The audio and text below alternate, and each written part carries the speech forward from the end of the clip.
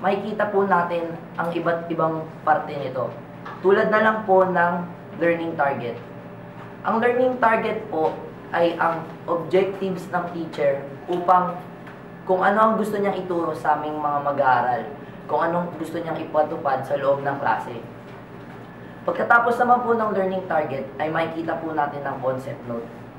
Sa concept note po, nakasummarize na po ang mga topics ng isang subject po upang hindi na po mahirapan ang mga estudyante kung ano ang kanilang aaralin. Pagkatapos ng concept note po, ay may learning experience din po. Sa learning experience naman po ay makikita po ang bawat example na ibinibigay ng mga guro. Dito ay mahasa ang aming abilidad upang masagutan ang mga example kahit na hindi pa po ito tinuturo ng teacher. Kumbaga po, independent learning po. Sa kasalukuyan po, nakikita nyo po ang aming mga klase na gumagawa ng DLP nila. Disiplina po ang nangunguna kasi po dahil kailangan po nilang mag-focus sa kanilang ginagawa. Ito rin po ang magandang ehemplo na ibinigay ng DLP para sa aming mga estudyante, ang maging disiplinado po. Isa pang magandang benepisyo ng DLP para sa aming mga estudyante ay ang maraming oras para sa pamilya. Sapagkat wala na po kaming homework na inuuwi. Kundi more time bonding, yun, para sa pamilya. Based on my experience sa dynamic learning program, I felt na as a graduating student, DLP prepares us for the real stuff, the real thing. Kasi as we all know, sa college, hindi naman lahat magiging spoon-fed. Hindi lahat ng information ituturo. Hindi naman araw-araw mag-meet sa teachers or things like that. And that was the things na ini-imply ng DLP sa atin. Given na, like what Patrick said earlier, DLP had been an independent learning. Yung tipong, well, the teacher would just give the concept notes and there would be the learning experiences who would be the activities to be given na araw-araw natin gagawin. It is also a good source of let's say, grade because everyone has the chance to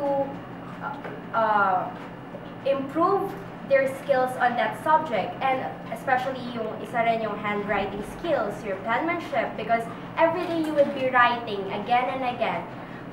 Maraming nagsasabi that our hands are already calloused, kinakalyo na, but you see, I don't think so na our brain is calloused because the retention is greater when we had the DLP. Because sabi nga ng isang scientist, pag mas maraming ginagamit na senses, mas natatandaan ang mga bagay-bagay. So, given na hindi lang kayo nakikinig, hindi lang kayo nakatingin sa teacher, nagsusulat kayo, binabasa niyo yun dahil the DLA sheets are used for as a reviewer, yung notebook na rin, doon na rin yung source of information nyo sa araw-araw.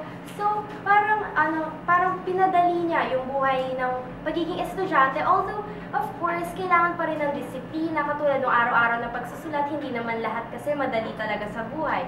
So, I suppose DLP is really a good advantage for educators, lalo na sa atin in today's time.